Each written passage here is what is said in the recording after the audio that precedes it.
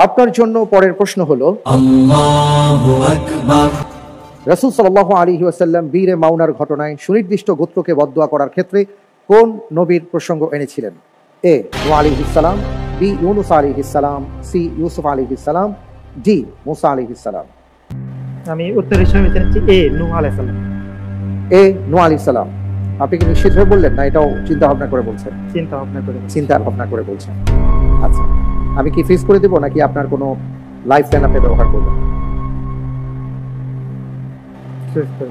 Fridge করে দেব। নির্ধারিত হোক এ নূহ আলাইহিস সালাম। দেখছি আপনার উত্তরটি সঠিক হয়নি। আলহামদুলিল্লাহ কুল্লি হাল।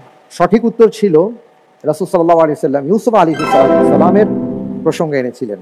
সম্ভবত আপনি চিন্তা করেছেন যে নূহ আলাইহিস সালামের জাতি তার সাথে বিরূপ আচরণ করেছিল, যে কারণে তিনি তাদের ব্যাপারে